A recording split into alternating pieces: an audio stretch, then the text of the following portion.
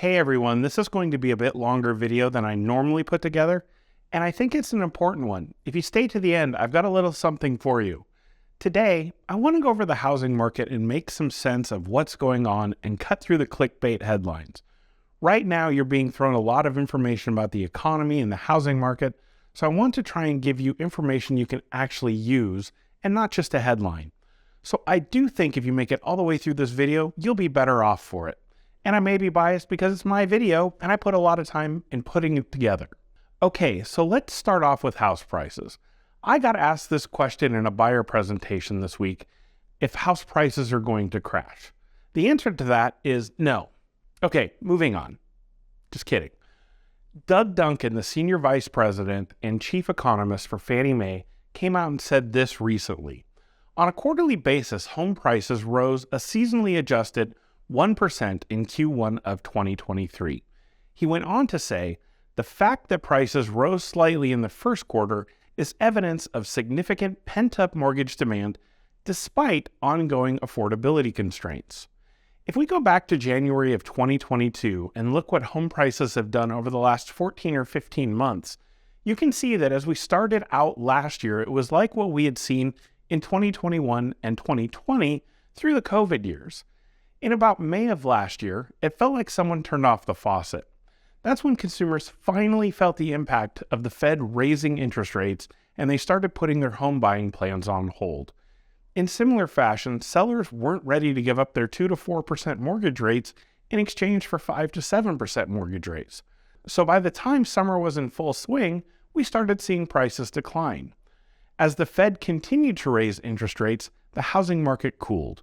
When rates were over 7%, it felt like no one was buying homes, and sellers had to make more concessions to get the homes that were on the market sold. Similarly, if you look at our local market here, you'll see a similar pattern of home price declines. Fortunately, towards the end of last year, mortgage rates started to ease, and we saw the decline in home prices slow, and now coming into the first of the year, they're actually back on the rise. Andy Walden, Vice President of Enterprise Research at Black Knight, had this to say recently. Just 5 months ago, prices were declining on a seasonally adjusted month-over-month basis in 92% of all major U.S. markets. Fast forward to March, and the situation has done a literal 180, with prices now rising in 92% of markets from February. Similarly, Fannie Mae came out with their forecast in March and said that nationally, home prices would decline by 4.2% in 2023. By the time they issued that same report in April, they had adjusted that to only decline by 1.2%. My opinion is that in the Northwest, we've always outpaced the national average, and I do believe we will see seasonally adjusted home prices actually increase year over year in 2023. It won't be 10 or 15%, but it may be up 2 to 3% by the end of the year. And this is on YouTube, so this will live forever. Come back in December and see how I did. So again, are house prices going to crash? No. See, you could have just skipped all the boring graphs and charts, taken me at face value, but you wanted proof. Okay, so let's talk about housing inventory and the F word. Not that F word. Geez, what kind of a channel do you think I'm running here? Foreclosures. If we look at months of inventory nationally, the way the National Association of Realtors defines a buyer's market, seller's market, or a neutral market, you'll see that less than 6 months worth of inventory is a seller's market, more than 7 months of inventory is a buyer's market, and between 6 and 7 months is a neutral market. I've been doing this for over 20 years, and I can tell you a neutral market happens for just a short time when it happens. The bottom of our market after the last housing crisis was February of 2012. For a moment in time, we had a neutral market, and we've been in a seller's market ever since. However, with this low inventory and higher interest rates, I'm calling this a seller's market with buyer opportunity. What do I mean by that? Well, if we go back to spring of last year, it was a hot seller's market with less than 1 month worth of inventory. Buyers were waiving inspections and paying tens, sometimes hundreds of thousands more than list price for homes. Fast forward today, and while we are starting to see multiple offers creep back in, buyers are not going crazy with tons of extra money, and in most cases, they aren't waiving inspections. So in this seller's market, you have the opportunity in some cases, of getting the seller to either reduce their price or pay for closing costs, and in most cases, you can even have a home inspection. What a novel idea! So despite higher interest rates, you can get the house you want, not the house you're given. For months, we've been saying date the rate, marry the house, meaning you don't have to keep your interest rate forever, but you may just be able to get you your forever home in this market and down the road refinance into a lower rate and payment. Okay, on to foreclosures.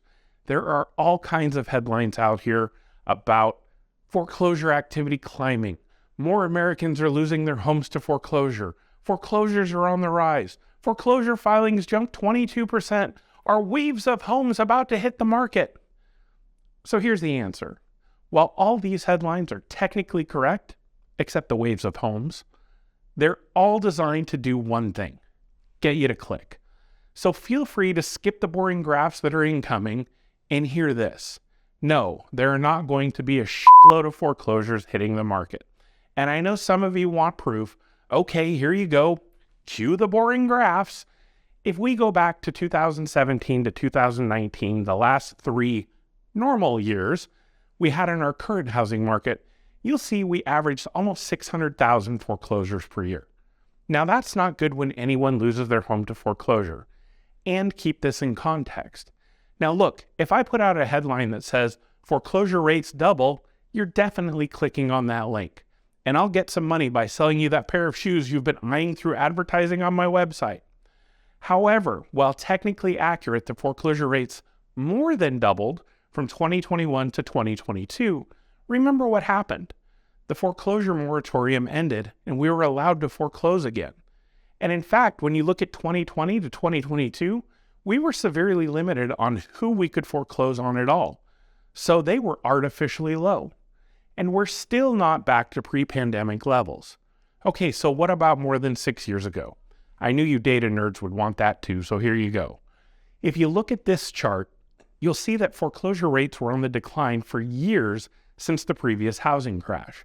I mentioned that February of 2012 was the bottom of our market, and you can see back then we had around 300 foreclosures per quarter, and that continued to decline through 2019. We were at about 125,000 per quarter in 2005 when it started to become evident we were in for a wild ride. Only now are we barely touching 100,000 foreclosures per quarter again. A normal, healthy market has about 1 to 2% of distressed properties at any given time. When you look at this data, where only 1 in every 1,459 housing units had a foreclosure filing in the first quarter of this year, you don't need to be a math wizard to know that's far less than 1 to 2%. So yes, foreclosures are up, and that's never good. And they're still far below historic levels. This quote from Claire Trapasso, executive news editor for Realtor.com, put a nice little bow on it by saying, "There's no reason to panic, at least not yet. Foreclosure filings began ticking up in late 2021 after the federal foreclosure moratorium ended. The moratorium was enacted in the early days of COVID-19 when millions of Americans lost their jobs to prevent a tsunami of homeowners losing their properties." I would add to that by saying pretty much anyone that owned a property through 2020 and 2021 saw a huge increase in their equity, so most of those people would not be in danger of foreclosure. So no, a wave of foreclosures is not hitting the market anytime soon. Okay, but John, there's going to be a recession, right? Yes. Next question. Dang it, nerds are back. Okay, let me explain. So what is a recession exactly, and is it bad news for the housing market?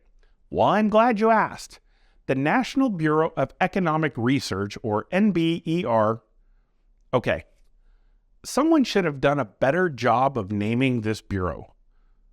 Let's call it the National Economic Research Department, or NERD. You knew it was going to all tie together at some point. The NBER defines a recession as a significant decline in economic activity spread across the economy lasting more than a few months, normally visible in real GDP, real income, employment, industrial production, and wholesale retail sales. Good Lord, that's a mouthful. I've been told it's when GDP, or gross domestic product, falls for more than 2 consecutive quarters. So let's just say that. At the Fed meeting summary in March of 2023, this was said. Given their assessment of the potential economic effects of the recent banking sector developments, the staff's projection at the time of the March meeting included a mild recession starting later this year with a recovery over the subsequent 2 years. Okay, so the answer is yes, probably we're headed into a recession. But what does that mean for housing exactly? You're going to be surprised, I think. Bankrate had this to say about housing in a recession. During a traditional recession, the Fed will usually lower interest rates. This creates an incentive for people to spend money and stimulate the economy. It also typically leads to more affordable mortgage rates, which leads to more opportunity for homebuyers. Hear that? Lower interest rates. We've been saying it's coming, and in fact, when the Fed met last week to increase rates by 25 basis points, or 0.25%, Lawrence Yun, the chief economist from the National Association of Realtors, came out and said that was probably a mistake. Inflation has already shown signs of significant easing since last summer when inflation topped 9%. We're not near the 2% inflation for a normal, healthy economy, but the Fed's rising interest rates are having the desired effect, as the numbers came out on May 10th and were finally below 5% at 4.9%. So all of you that are out there hoarding your stimulus money, go out and spend it like a good American should. You're literally saving the country. Here's a look at some of the pros and cons of buying during a recession. Pros: less competition, lower prices, maybe, lower rates, probably, cons: stricter lending requirements, cue the DNA tests, fewer options available, and economic uncertainty. But let's look what happened to home prices over the last 6 recessions. In 4 of the last 6 recessions, home prices rose. In 1991, they fell only marginally, and we all know what happened to 2008. We don't talk about 2008. I've named 2008 Bruno for this very reason. We don't talk about it. And let's look at what happened to mortgage rates in those same recessions. Every single time they fell, even during Bruno. To sum this all up, our housing market is strong. It's stable, and you don't have anything to worry about. If we look at this chart on existing mortgages, over 80% of existing mortgages are under 5%. You can bet those folks are doing everything in their power to make sure they don't lose that house or lose that rate. This is also contributing to our lower than usual housing inventory. We do need rates to come down for buyers to feel comfortable buying again and sellers to feel comfortable selling. And if you choose to buy or sell right now, you have incredible opportunity. So reach out. Finally, let's look at homeowner equity. This one always blows me away. Almost 40% of homeowners in America own their home free and clear.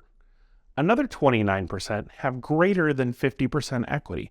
So almost 68% of Americans, or 2/3, are in very little danger of losing their home. Our market is solid. We've built a huge foundation over the past decade of tightened lending standards and solid appreciation. Don't worry, Chicken Little, the sky is not falling, I promise. Hey, if you made it all the way to the end of this, I really appreciate you. No, seriously, reach out and tell me that you made it to the end, and I'll do a little something nice for you. And I'd love it if you smash that like button, dropped us a comment on your thoughts on the housing market, and subscribe to our channel. I promise we don't do long videos like this very often. Thanks for watching. Catch you at the next one. That was fun.